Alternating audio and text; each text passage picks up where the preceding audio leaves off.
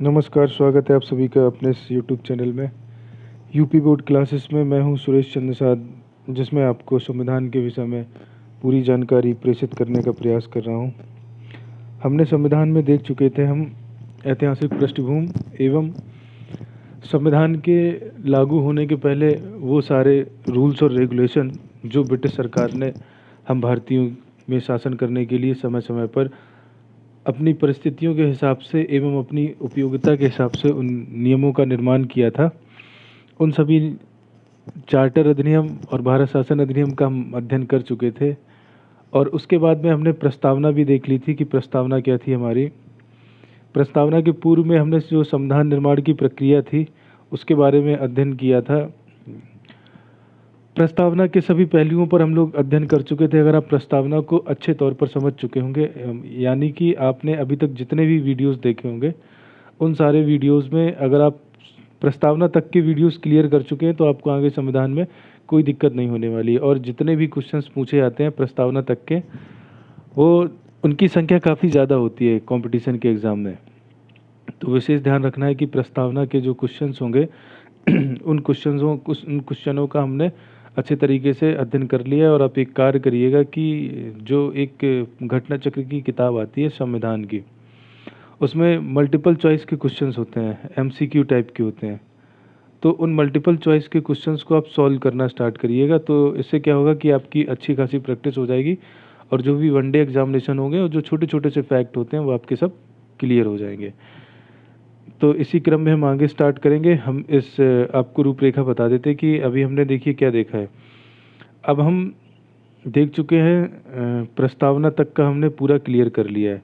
प्रस्तावना के बाद में हम देखेंगे कि संविधान के कितने भाग हैं, कितने अनुच्छेद हैं और कितनी अनुसूचियां हैं। भाग देखेंगे, अनुच्छेद देखेंगे, अनुसूचियां देखेंगे। ठीक है, भाग का एक क्वेश्चन बनता है एग्जाम में, अनुच्छेद से एक क्वेश्चन बनेगा एग्जाम में, अनुसूची से एक क्वेश्चन बनेगा एग्जाम में। अब जैसे भाग का क्वेश्चन जो बनेगा, जब हम भाग का अध्ययन कर रहे होंगे तो हम आपको एक एक भाग के बारे में और संबंधित प्रश्नों को बताते चलेंगे कि ताकि आपके दिमाग में एक आइडिया सेट हो सके, जिससे आप जो भी आपकी कंपटीशन की परीक्षाओं में क्वेश्चन पूछे जाते हैं उनको आप सरलता से हल कर सकें, उनका आंसर सही उत्तर निकालने की प्रक्रिया में आप सबसे आगे खड़े हों। अनुच्छेद में क्या होगा कि जब हम आगे अध्ययन करना स्टार्ट करेंगे इन भागों का, तो उसमें जो भी इम्पोर्टेंट अनुच्छेद होंगे वो हम बताएंगे आपको कि कैसे कौन सा अनुच्छेद किस तरीके से पूछा जाएगा और आपको कैसे तैयार करना है। अनुसूचियों से एक क्वेश्चन बनता है, अनुसूचियों को हम अभी क्लियर कर देते हैं। नमस्कार, मैं हूँ सुरेश चंद्र निषाद और आगे अब हम देखेंगे संविधान में क्या क्या हमको पढ़ना है। तो संविधान में क्या है, हमारा संविधान क्या है, लिखित दस्तावेज है। लिखित दस्तावेज से ऐसा ये है कि जितनी भी चीज़ें हैं वो मौखिक ना होकर के कैसी हैं, लिखित हैं। लिखित का मतलब वो लिखी गई हैं और उन्हीं को हमें अनुसरण करना है, उन्हीं का हमें फॉलो करना है और उन्हीं के अनुसार हमें देश की शासन व्यवस्था को चलाना है। और उसी के अनुसार हमको भी, मतलब हम नागरिकों को भी मर्यादित रह करके अपने कार्यों को संपादित करना है।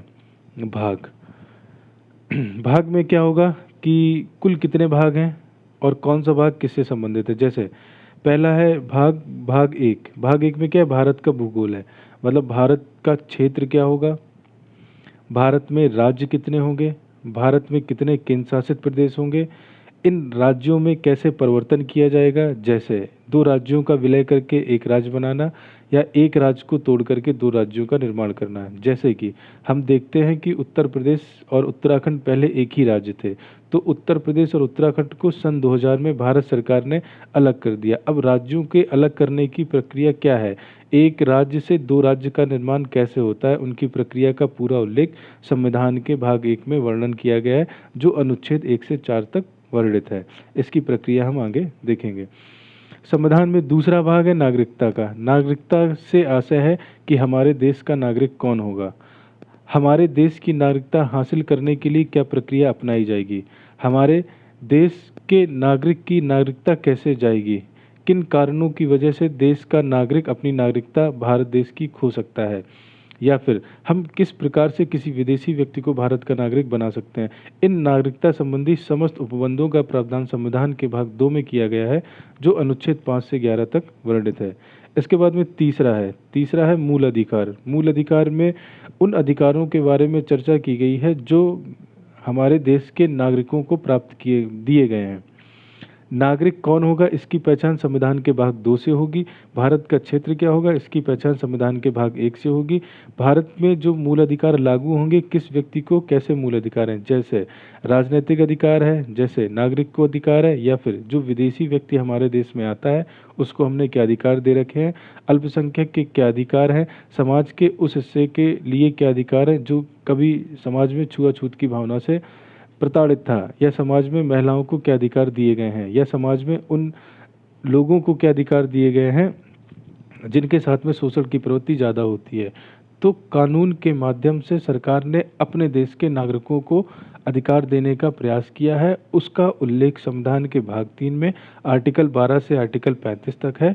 और ये कौन कौन से मूल अधिकार हमको प्राप्त हैं, इन मूल अधिकारों की रक्षा कैसे होगी, मूल अधिकारों के हनन की दिशा में हम कहाँ पर याचिकाएं दायर कर सकते हैं, और मूल अधिकारों के हनन की दिशा में संविधान ने कौन कौन से कानून बनाए हैं। इसके बाद में भाग 4 में नीति निर्देशक तत्व, DPSP, directive principle of state policy, संविधान के किस में है, भाग 4 में है। आर्टिकल 36 से आर्टिकल 51 तक वर्णित किया। नीति निर्देशक तत्व से आशय है कि भारतीय संविधान ने राज्यों को क्या निर्देश प्रदान किए हैं सत्ता के संचालन के लिए, या फिर ये हम कह सकते हैं कि हमने किन उद्देश्यों या लक्ष्यों की प्राप्ति करने के लिए राज्यों को क्या दिशा निर्देश प्रदान किए हैं। इसका विस्तृत उल्लेख संविधान के भाग 4 में अनुच्छेद 36 से 51 तक है, जो राज्यों को दिशा निर्देश प्रदान करते हैं कि अपने सत्ता के संचालन में इन विषयों को ध्यान में रखना है। इसके बाद में अगला है मौलिक कर्तव्य। मौलिक कर्तव्य संविधान में नहीं था, इसको बाद में जोड़ा गया है। तो अब देखिए यहाँ से एक चीज़ आपकी क्लियर हो जाएगी, जब ये चीज़ संविधान में नहीं थी तो संविधान में बाद में जोड़ी गई थी, अर्थात संविधान में संशोधन किया गया। तो संविधान में संशोधन की प्रक्रिया का हम थोड़ा सा ट्रेलर यहीं पे समझ जाएंगे कि संशोधन कैसे किया जाता है, और संशोधन के बाद में फिर इसको जो लागू किया गया है तो फिर इनमें किन किन उपबंधों का उपाय किया गया। जैसे मौलिक कर्तव्य, मौलिक कर्तव्यों से ऐसा ये है कि भारत सरकार ने अपने देश के संविधान में जो जनता के कर्तव्य थे या जो नागरिकों के कर्तव्य थे, उन कर्तव्यों का कहीं उल्लेख नहीं था। तो इन कर्तव्यों को शामिल करने के लिए संविधान में संशोधन किया गया। संशोधन करके भाग 4 जोड़ा गया। भाग 4 में मौलिक कर्तव्य जोड़ा गया। मौलिक कर्तव्य से आशय ये है कि हमें यानी नागरिक को किन कर्तव्यों का पालन करना चाहिए, उन कर्तव्यों का उल्लेख संविधान के भाग 4A अनुच्छेद 51 में किया गया है। ठीक। अब यहाँ से क्या है कि भाग 4A तक क्या है, राज्य क्षेत्र है हमारा, नागरिक कौन होगा, अधिकार क्या क्या दिए हैं, राज्यों को निर्देश क्या प्राप्त हैं और कर्तव्य क्या हैं। इसके बाद में सरकार की बात आ जाती है। किसकी बात स्टार्ट हो जाती है, सरकार की। अब सरकार में क्या होगा, भाग 5 में संघ होगा। भाग 5 में क्या है, संघ अर्थात केंद्र। ठीक, जो अनुच्छेद 52 से अनुच्छेद 151 तक वर्णित है।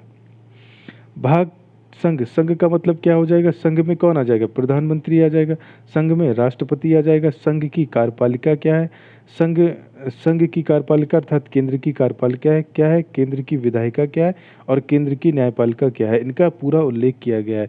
विधायिका का निर्माण कैसे होगा, विधायिका के निर्वाचित होने की प्रक्रिया क्या होगी, इसका आगे निर्वाचन की प्रक्रिया का आगे उल्लेख किया गया। लेकिन जो संवैधानिक पद हैं संघ के, उनकी पूरी जानकारी भाग 5 में दी गई है।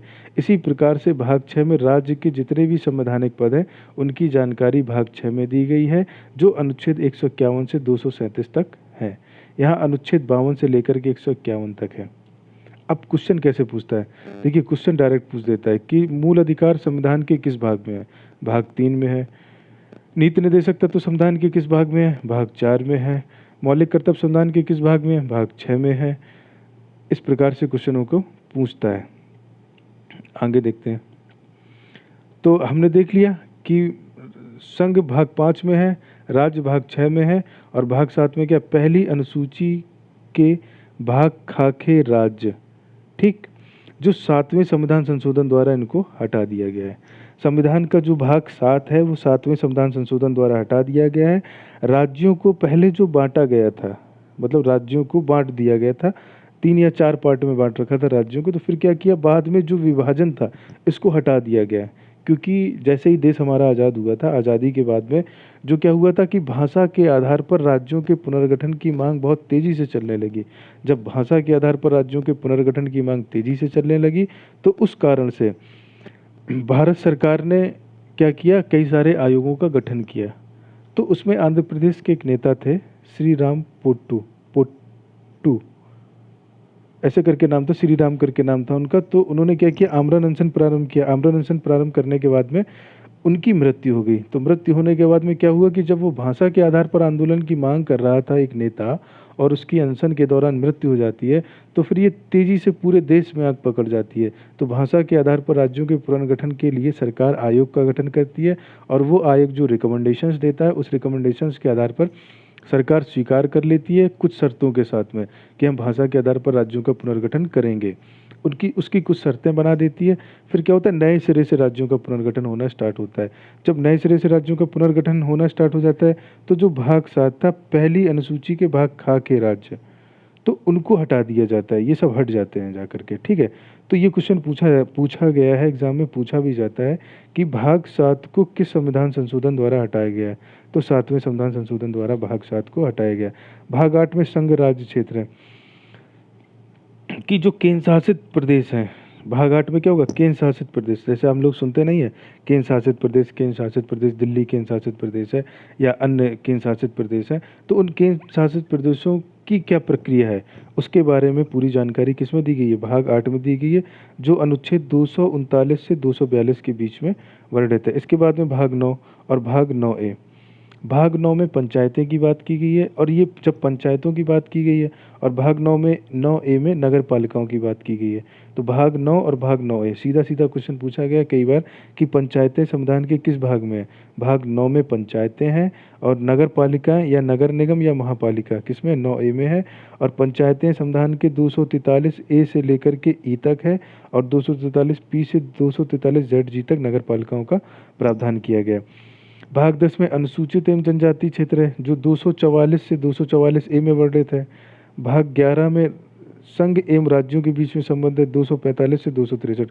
ये आपका भाग 11 इंपॉर्टेंट हो जाता है। देखिए, जो भी एग्जाम में क्वेश्चंस बनते हैं, जो करंट की घटनाएं होती हैं, उनसे संबंधित बनते हैं। जैसा कि हमने अभी देखा होगा कि कई सारे राज्य ऐसे हैं जिन राज्यों में केंद्र की सरकार नहीं है। जैसे कि उत्तर प्रदेश में भाजपा की सरकार है, केंद्र में भी भाजपा की सरकार है, सब अच्छे से चल रहा है। कुछ दिन पहले यहाँ पर आपके मध्य प्रदेश में कांग्रेस की सरकार थी, लेकिन केंद्र में किसकी सरकार थी, भाजपा की सरकार थी। तो राज्य का जो प्रमुख है राज्यपाल, उसको मनोनीत कौन करता है, निर्वाचित कौन करता है, उसको केंद्र सरकार मनोनीत करती है, उसी को वहाँ पर जाकर के बिठाती है। तो वो केंद्र से आता है राज्यपाल। और राज्य की सरकार केंद्र की सरकार नहीं होती, मतलब केंद्र की पार्टी की सरकार नहीं होती है, तो विवाद की स्थितियां उत्पन्न होती है। तो इन विवाद की स्थितियों को निपटाने के लिए जो केंद्र संघ और राज्यों के बीच में संबंध है 245 से 263, ये इम्पोर्टेंट हो जाता है। क्योंकि ऐसे कई सारे विवाद देखे जाते हैं। जैसे आज ही की घटना है कि मुंबई में क्या हुआ कि उद्धव ठाकरे विधायक तो है नहीं, अब वो क्या हुई, मुख्यमंत्री की शपथ ले लिए। तो एक विधायक मुख्यमंत्री के पद पर 6 माह तक रह सकता है। शर्त एक है कि 6 माह के अंदर उसको दोनों सदनों में से किसी भी सदन का क्या सदस्य निर्वाचित हो जाना चाहिए। तो वहाँ पर चुनाव होने थे, देश में आपातकाल की स्थिति है, जनता कर्फ्यू का पालन किया जा रहा है। तो ऐसी स्थितियों में फिर क्या हुआ था, केंद्र सरकार ने, निर्वाचन आयोग ने चुनाव ना कराने के लिए बात की थी। तो फिर उन्होंने माननीय प्रधानमंत्री जी से या अन्य निर्वाचन आयोग से कहा कि भाई आप चुनाव कराइए, तब जाकर के उनका मुख्यमंत्री का पद क्या होगा, सुरक्षित रहेगा। अन्यथा 6 माह पूर्ण होने की स्थिति में वो मुख्यमंत्री पद से स्वतः हट जाएंगे। तो संघ एवं राज्यों के बीच में जो संबंध है संविधान के भाग 11 में वर्णित है, और 245 से 263 तक इसका प्रावधान किया गया है। इसके बाद में भाग 12 में वित्त, संपत्ति, संविदाएं और वाद 264 से 301 के बीच में किए गए। वित्त का मतलब क्या होगा, जितना भी फाइनेंस का काम होगा। संपत्ति, संविदाएं और वाद, इनकी सारी बातें किसमें की गई है, भाग 12 में की गई। भाग 13 में भारत के राज्य क्षेत्र के भीतर व्यापार, वाणिज्य और समागम, ये कई बार पूछ लिया गया है कि भारत के राज्य क्षेत्र के भीतर व्यापार, वाणिज्य और समागम की बात संविधान के किस भाग में की गई है, भाग 13 में की गई है। और भाग 14 में संघ एवं राज्यों के भाग 14 में क्या है? संघ एवं राज्यों के अधीन सेवाएं।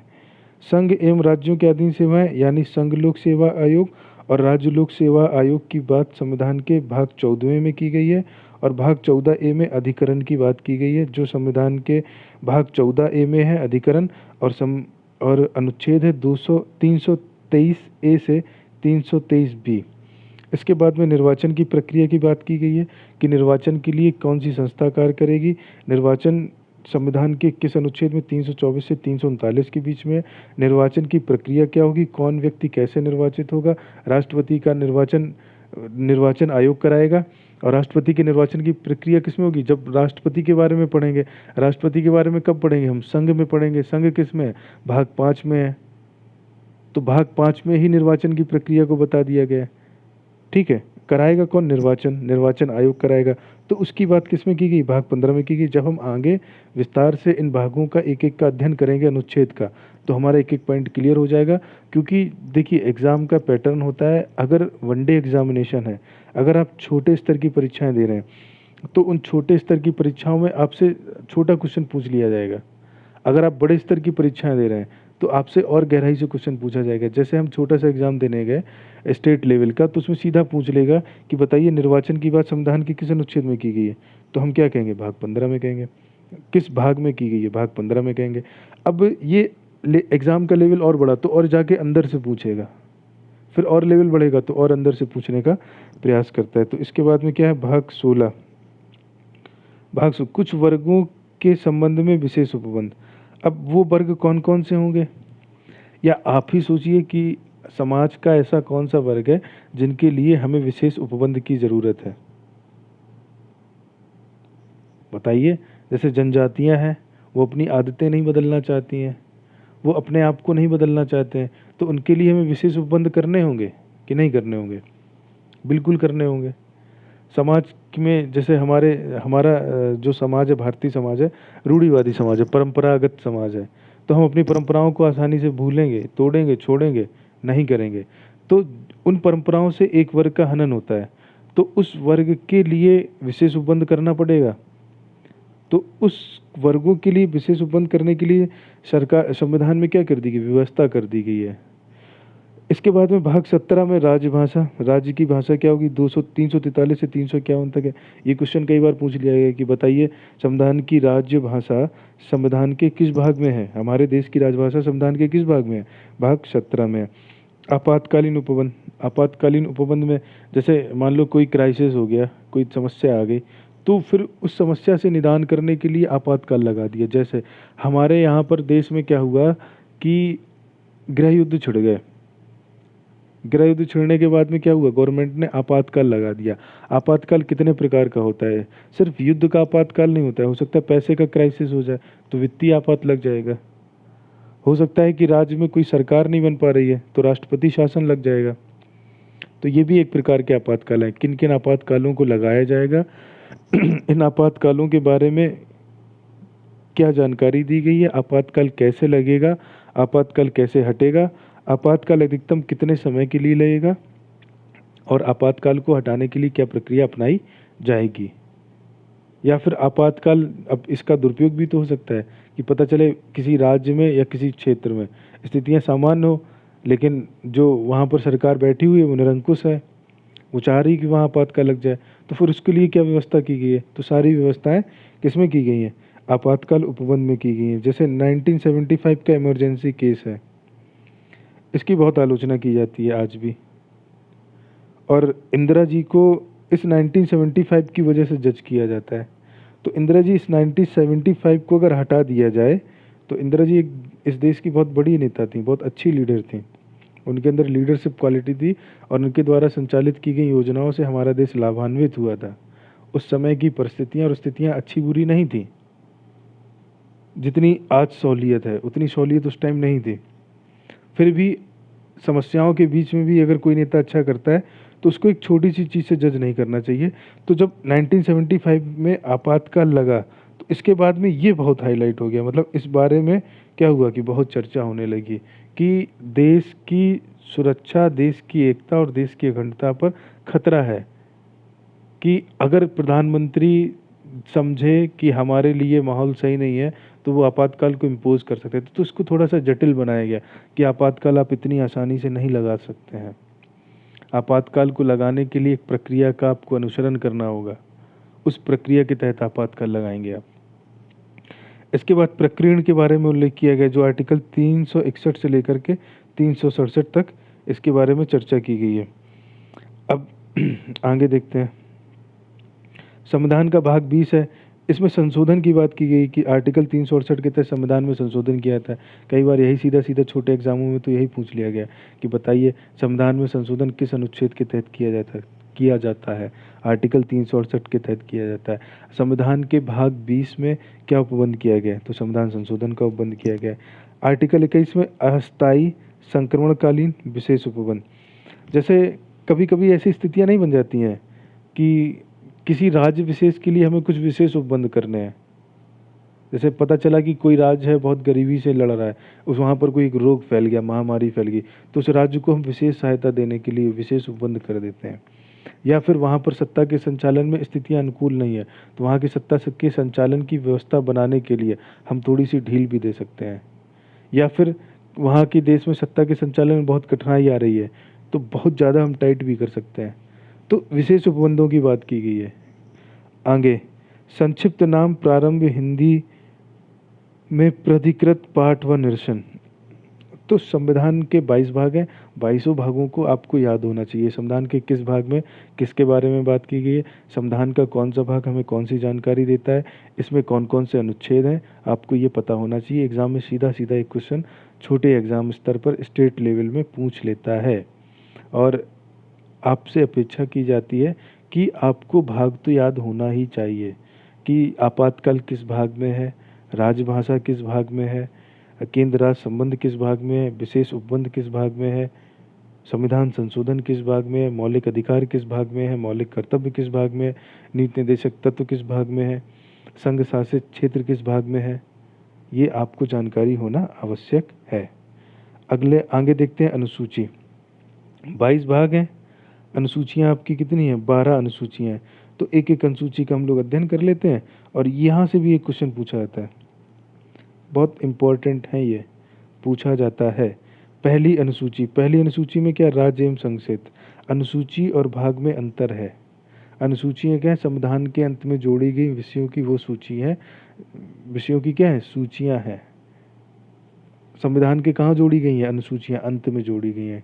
किस लिए जोड़ी गई? संविधान को आसान बनाने के लिए।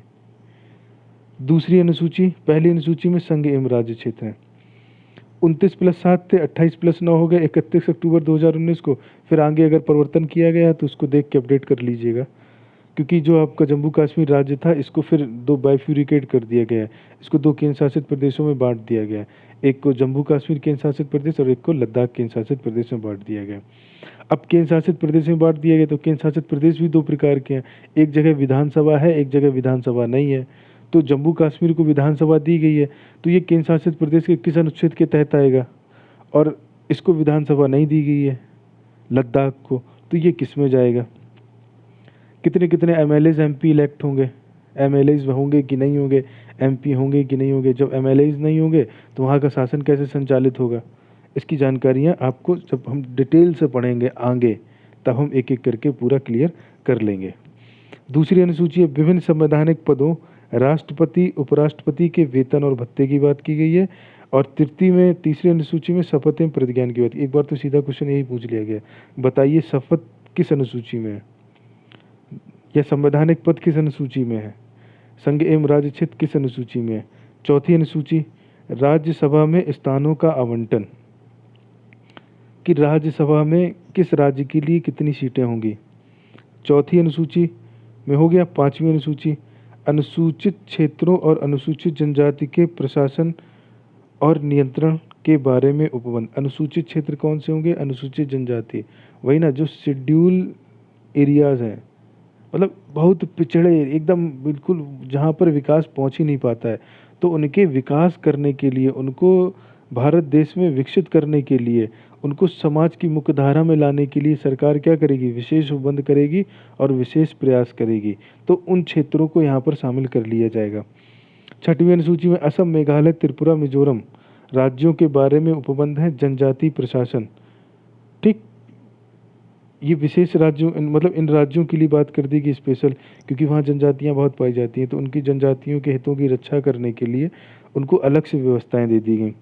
सातवीं अनुसूची संघ सूची, राज्य सूची, संवर्ती सूची। सातवीं अनुसूची के माध्यम से सरकार ने प्रयास किया कि संघ सूची, राज्य सूची और संवर्ती सूची, इनमें कौन कौन से विषय राज्य के पास में होंगे, कौन कौन से विषय केंद्र के पास में होंगे, और किन ऐसे विषयों को कॉमन कर दिया गया जिसमें राज्य और केंद्र दोनों कानून बनाता है।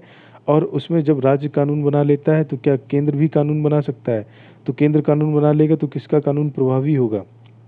तो इन प्रकार की बातें की गई। ये क्वेश्चन सीधा पूछा गया कि सातवीं अनुसूची में किसकी बात की गई है? तो संघ सूची, राज्य सूची, संवर्ती सूची की बात की गई है।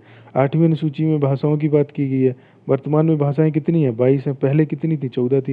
यही क्वेश्चन पूछ लिया गया कई बार कि संविधान लागू होते समय संविधान में कितनी भाषाएं थी? 14 थी। 14 से कितनी हो गई? 22 हो गई। जब 14 से 22 हुई तो समय समय पर इनको परिवर्तित किया गया। तो सबसे पहले एक भाषा जोड़ दी गई, सिंधी। सिंधी के बाद में क्या हुआ? 2 भाषाएं जोड़ दी गई। अब भाषाएं जोड़ी जा रही हैं, संविधान में कुछ जोड़ा जाएगा, संविधान से कुछ हटाया जाएगा, तो संविधान में संशोधन करना पड़ेगा। तो वो संशोधन एक पर्टिकुलर संशोधन होगा और वो किसी पर्टिकुलर वर्ष में किया गया होगा। तो पूछा जाता है आपसे कि सिंधी भाषा किस संशोधन के तहत जोड़ी गई है, या सिंधी भाषा इस संशोधन के तहत जोड़ी गई थी और किस वर्ष में जोड़ी गई है। सिंधी के बाद में मणिपुरी और कौन सी जोड़ी गई? मणिपुरी जोड़ी गई है और एक और जोड़ी गई है, इसका नाम स्पष्ट नहीं हो रहा है। मणिपुरी और नेपाली, मणिपुरी और नेपाली को जोड़ा गया। किसको जोड़ा गया? मणिपुरी और नेपाली को जोड़ा गया। 14 से 15 हो गई, 16, 17 हो गई, कई 17। देखो सबसे पहले 22 वर्तमान में है, 14 थी, सिंधी जोड़ दी गई, मणिपुरी और नेपाली जोड़ दी गई, फिर बोडो, डोगरी, मैथिली, संथाली, ऐसे करके भाषाएं कितनी हो गई? अब 22 हो गई। इसके बाद में क्या आ जाएगा? बहु अधिनियमों और विनियमों का विधि मान्यकरण। ठीक, 9वीं अनुसूची जोड़ दी गई, फिर 10वीं जोड़ी गई, फिर 11वीं जोड़ी गई, फिर 12वीं जोड़ी गई, ऐसे करके अनुसूचियाँ जोड़ दी गई। तो 8वीं अनुसूची तक ये तो मूल संविधान में थी। फिर इसके बाद में 9वीं अनुसूची जोड़ी गई, बहु अधिनियमों और विनियमों का विधि मान्यकरण। जैसे कई सारे अधिनियम थे और कई सारे कानून थे, उनको मान्यताएं प्रदान करने के लिए 9वीं अनुसूची जोड़ी गई। जैसे 9वीं अनुसूची में संपत्ति भूमि राष्ट्रीयकरण का भी प्रावधान था। ऐसा था कि पहले क्या था कि जो संपत्ति थी, हमारी देश की आज़ादी के पहले जो संपत्ति थी, वो यहाँ पर जमींदारी प्रथा थी। जमींदारी प्रथा का आशय ये था कि जो भूमि की जोत थी तो उसका किसान मालिक नहीं होता था, उसका मालिक कौन होता था? जो जमींदार बना दिए थे, वो जमींदार क्या करते थे? राजस्व इकट्ठा करते थे और सरकार को देते थे। फिर सरकार ने संविधान लागू होने के बाद में जमींदारी उन्मूलन अधिनियम लाया कि मतलब जमींदारी प्रथा को समाप्त कर दिया कि जिसके पास में, जिस किसान के पास में जितनी जोत थी या जितनी भूमि पर वो कार्य करता था, वो भूमि उस किसान के खाते में चली गई। जब वो भूमि उस किसान के खाते में चलेगी तो अब भूमि का मालिक कौन होने लगा? किसान होने लगा। इसके बाद में क्या हुआ कि सरकार के पास में समस्या आई, जैसे कि सरकार को सड़क बनानी हो, सरकार को किसी भवन का निर्माण करना हो, तो सरकार संपत्ति के मामले में हस्तक्षेप ही नहीं कर पा रही थी। तो उस संपत्ति के मामले में हस्तक्षेप करने के लिए सरकार को कानून बनाना पड़ा। जैसे कि सरकार को एक नेशनल हाईवे निकालना, बीच में आपका घर पड़ता है, अब वहाँ से नेशनल हाईवे निकलेगा तो सरकार का बहुत सारा पैसा बच जाएगा, नहीं तो घुमा फिरा के हाईवे निकालना पड़ेगा। तो फिर क्या करेगी सरकार? की आवश्यकता में वो आपका घर आ गया, तो उस आपके घर को लेने के लिए आपने क्या किया कि आप तो भूमि के स्वामी हैं, आपने देने से इनकार कर दिया। फिर सरकार ने क्या किया? हाथ खड़े कर दिया, सरकार का हाईवे नहीं बना और सरकार के सारे प्रोजेक्ट क्या थे? विकास के जितने भी योजनाएं थी वो ठप हो गई। तो विकास की योजनाओं को तीव्रता देने के लिए सरकार ने जो महत्वपूर्ण विषय थे उनको 9वीं अनुसूची में डाल दिया और कह दिया कि न्यायिक समीक्षा के अधीन से बाहर है। तो फिर क्या हुआ कि फिर समस्याएं उत्पन्न होने लगी और आगे चल करके, जब आगे चल करके समस्याएं और उत्पन्न हुई तो जैसे ही भूमि क्या हुई? न्यायिक क्षेत्र से बाहर आ, मतलब न्यायपालिका के अधिकार क्षेत्र से बाहर आई, तो फिर न्यायालय ने निर्णय दिया कि ठीक है हम बाहर तो हैं लेकिन हम इसकी समीक्षा कर सकते हैं। तो अब 9वीं अनुसूची में न्यायपालिका क्या कर सकती है? समीक्षा कर सकती है और निर्णय दे सकती है। और एक तिथि को घोषित कर दिया कि इस तिथि के पूर्व के जितने भी नियम हैं उन नियमों को हम नहीं समीक्षा करेंगे, लेकिन उसके बाद के भी जितने आपने विषय जोड़े हैं उनकी हम बाकायदा समीक्षा कर सकते हैं। तो 9वीं अनुसूची को कब जोड़ा गया? पहला संविधान संशोधन करके 1951 में जोड़ा गया। फिर इसके बाद में क्या हुआ? 10वीं अनुसूची जोड़ी गई। 10वीं अनुसूची में क्या था कि दल परिवर्तन के आधार पर निरंतरता के बारे में उपबंध ऐसा होने लगा था बीच में। 1985 की घटना है। 75 में इमरजेंसी लगी। इमरजेंसी लगने के बाद में जो कांग्रेस पार्टी की एक दलीय सरकार बनती थी वो विभाजित होने लगी। अब क्या हुआ? छोटे से नए दलों का निर्माण होने लगा। अब ये दल भी कुछ ना कुछ सीटें जीतने लगे। जब इन दलों ने सीटें जीतना स्टार्ट कर दिया गया तो किसी भी दल को पूर्ण बहुमत नहीं मिला। जब किसी दल को पूर्ण बहुमत नहीं मिला तो जोड़ तोड़ की सरकार बनने लगी। जब जोड़ तोड़ की सरकार बनने लगी तो फिर क्या हुआ? कुछ विधायक सांसद बिकने लगे और खरीदे भी जाने लगे। तो जब सांसद विधायक बिकने लगे और खरीदे जाने लगे तो देश में एक समस्या उत्पन्न हुई, संकट की स्थिति उत्पन्न हुई कि जो भी मतलब धन से मजबूत होगा वो किसी भी सांसद या विधायक के समूहों को खरीद सकता है और अपनी सरकार बना करके संचालित कर सकता है। तो जब धन की खरोद फरोख्त होने लगेगी तो फिर क्या होगा? जो सत्ता का संचालन होगा, संविधान में निहित आदर्श हैं उन उद्देश्यों की प्राप्ति नहीं होगी। तो फिर क्या होगा? हमारे देश का जो भी विकास होगा वो रुक जाएगा, अवरोधित हो जाएगा। तो इन चीज़ों को रोकने के लिए सरकार ने क्या किया? दल बदल विरोधी कानून बना दिया कि आप दलों से अदला बदली जब करेंगे तो आपको कुछ नियमों का पालन करना होगा। यदि आप उन नियमों का पालन नहीं करते हैं तो आपकी विधानसभा या लोकसभा की सदस्यता चली जाएगी। इसको बाद में जोड़ा गया। कब जोड़ा गया? 52वां संविधान संशोधन करके 1985 में जोड़ा गया। कई क्वेश्चन यही पूछ लिया गया कि 10वीं अनुसूची किससे संबंधित है? तो दल बदल विरोधी कानून से संबंधित है। 10वीं अनुसूची को कब जोड़ा गया? 52वां संविधान संशोधन 1985 के माध्यम से जोड़ा गया। इसके बाद में 11वीं अनुसूची जोड़ी गई और 12वीं अनुसूची जोड़ी गई। 11वीं और 12वीं अनुसूची 73वां और 74वां संविधान संशोधन 1992 के माध्यम से जोड़ी गई। क्या हुआ कि हमारे देश के जो गांव थे वो क्या हो रहे थे? विकास की मुख्यधारा से हटते चले जा रहे थे। तो जो गांव का विकास था वो रुक रहा था। तो गांव को मजबूती प्रदान करने के लिए या फिर जो नगर पालिकाएं थीं या फिर नगर क्षेत्र थे उनको मजबूती प्रदान करने के लिए, उनको स्वायत्तता प्रदान करने के लिए, उनको धन की उपलब्धता कराने के लिए, उनको अपने यहाँ पर अपने लोगों के हित के लिए विधि निर्माण करने के लिए सरकार ने 11वीं और 12वीं अनुसूची के माध्यम से पंचायतों को और नगर पालिकाओं को और महानगर पालिकाओं को स्वायत्ताएं प्रदान करना प्रारंभ किया ताकि वे अपना विकास अपने तरीके से अपने संसाधनों को ध्यान में रखते हुए कर सकें। तो ये क्वेश्चन कई बार पूछा गया कि 11वीं अनुसूची कब जोड़ी गई? 73वां संविधान संशोधन 1992 के माध्यम से जोड़ी गई। 11वीं अनुसूची में किसकी बात की गई है? पंचायतों की बात की गई है। 12वीं अनुसूची कब जोड़ी गई? 74वां संविधान संशोधन 1993 में जोड़ी गई। इसमें किसकी बात की गई? नगर पालिकाओं की शक्तियों और इनकी स्वायत्ताओं की बात की गई है। तो ऐसे करके हमने देखा पहली, दूसरी और तीसरी अनुसूची के बारे में हमने अध्ययन किया। और अब अगले लेक्चर में हम देखेंगे संविधान के भाग 1 से स्टार्ट करेंगे और धीरे धीरे करके संविधान का भाग 1 जो भारत का राज्य क्षेत्र है और भारत का संघ क्षेत्र है, भारत क्या होगा, भारत की भूगोल क्या होगी, भारत में कौन कौन से राज्य होंगे और क्या क्या राज्यों की बातें की गई हैं, राज्य कौन कहलाएगा, राज्य किस श्रेणी में आएगा। तो ऐसे करके हमने आपको यहाँ तक चीज़ें जो अभी तक हमने चीज़ों का अध्ययन किया है या अभी तक हमने जिन विषयों का संविधान में अध्ययन किया है तो इसमें हमने देखा है, सबसे पहले हमने क्या देखा था? सबसे पहले हमने देखने का प्रयास किया था कि जो हमारा संविधान है, संविधान का ऐतिहासिक पृष्ठभूमि क्या है, कि मतलब कब से हमने नियमों के माध्यम से सत्ता के संचालन की बात करी है। जब अंग्रेज इस देश पर आए, अंग्रेज़ों ने ईस्ट इंडिया कंपनी के माध्यम से व्यापार किया। व्यापार करने के साथ में क्या हुआ कि उन्होंने राजनीतिक हस्तक्षेप करना भी प्रारंभ कर दिया। जब राजनीतिक हस्तक्षेप करना प्रारंभ कर दिया तो उन्होंने क्या किया? राजाओं को अपने हिसाब से संचालित करने का प्रयास किया। जब राजाओं को अपने हिसाब से संचालित करने का प्रयास करने लगे तो फिर धीरे धीरे करके जब राजा उनकी कमांड से बाहर चला जाता था, राजा उनकी बातों को नहीं मानता तो फिर वो राजा को बदलने की बात करने लगे। जब उन्होंने राजाओं को बदलने की बात करी तो राजाओं को बदलने के बाद में फिर उन्होंने उनकी जगह पर किसी और को बिठाने का कार्य किया।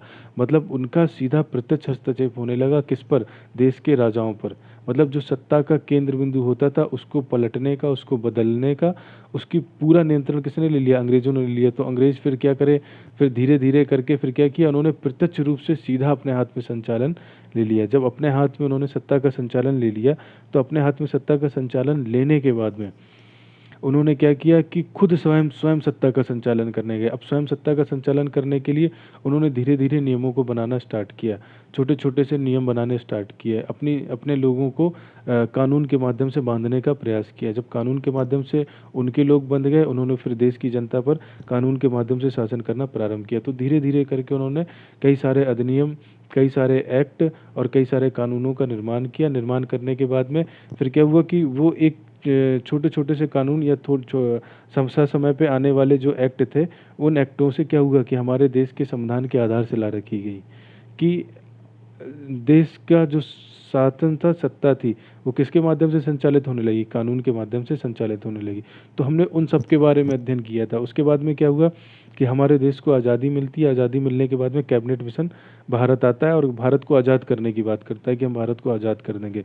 तो वो जो कैबिनेट मिशन भारत आता है, तो कैबिनेट मिशन जब भारत आता है तो वो क्या करता है? संविधान निर्माण की बात करता है। तो हमने देखा था कि संविधान निर्माण की बात में सबसे पहले कौन सा व्यक्ति था जिसने संविधान के निर्माण की बात की थी? पहला कौन व्यक्ति था जिसने संविधान सभा के निर्माण की बात की थी? कांग्रेस पार्टी जो देश की आज़ादी की लड़ाई लड़ रही थी, तो वो संविधान के बारे में कब कब उन्होंने क्या क्या बातें की, या कांग्रेस पार्टी ने अपने अधिवेशनों के माध्यम से किन किन बातों को संविधान के संबंध में अपनी जो सोच थी या अपनी दृष्टिकोण था उसको स्पष्ट करते गए। तो जब संविधान निर्माण होने की बात आई तो संविधान सभा के निर्माण की बात आई। संविधान सभा के निर्माण की बात आई तो संविधान सभा में कौन होगा, कैसे होगा, कहाँ से होगा, हमने इसके बारे में देखा था। जब संविधान सभा के निर्माण की बात होगी तो संविधान की बैठकों का प्रारंभ हुआ। पहली बैठक, दूसरी बैठक और तीसरी बैठक। और संविधान के निर्माण करने के लिए हमने क्या किया? धीरे धीरे करके संविधान को छोटी छोटी सी समितियों में बांटने का प्रयास किया। कुछ लोगों को समितियों का अध्यक्ष बना दिया। जब वो समितियों के अध्यक्ष बन गए तो उन समितियों के माध्यम से कार्य होने लगा। तो फिर क्या हुआ कि संविधान लागू हो गया हमारा। संविधान लागू होने के बाद में फिर हमने संविधान का पूरा ओवरव्यू देखा था कि संविधान कैसे बना, कैसे लागू हुआ। लागू होने के बाद में हमने देखी थी प्रस्तावना संविधान की, कि हमारे संविधान की प्रस्तावना क्या है, संविधान की प्रस्तावना में किन उद्देश्यों की बात की गई। संविधान को कुछ भागों में बांट करके बनाया गया, जैसे भाग हैं, अनुच्छेद हैं और अनुसूचियाँ हैं। 3 बातें हैं। तो भाग संविधान के कितने हैं, किस भाग में क्या क्या है, अनुसूचियाँ कितनी हैं, किस अनुसूची में क्या क्या प्रावधान किए गए हैं। तो अब हम एक एक भागों का अध्ययन करेंगे। और अभी तक हमने जितना पढ़ा है इससे आपके 50% क्वेश्चन छोटे एग्जाम में आएंगे, बड़े एग्जाम में छोटी छोटी जानकारियाँ पूछ लेता है। तो अभी तक का जो आपने पढ़ चुका है ये बहुत इंपॉर्टेंट है, ये एग्ज़ाम के पॉइंट ऑफ व्यू से बहुत इंपॉर्टेंट था और यहाँ से क्वेश्चन पूछे जाते हैं। नमस्कार, मैं हूँ सुरेश चंद्र निषाद, आपका एजुकेटर, यूपी बोर्ड क्लासेस से। संविधान पढ़ा रहा था, संविधान के बारे में आपको बता रहा था। जहाँ भी आपको कोई सी भी समस्या है या कोई सी भी दिक्कत हो, मेरा टीचिंग का एक्सपीरियंस है लेकिन ऑनलाइन नहीं है, ऑफलाइन है। ऑनलाइन नहीं पढ़ाया है मैंने, तो हो सकता है मेरे अंदर कुछ कमियां हो, मैं उनको सुधार करने का प्रयास करूंगा अगर आप मुझे साथ समय इंगित करते रहेंगे और बताते रहेंगे। धन्यवाद। जय हिंद, जय भारत।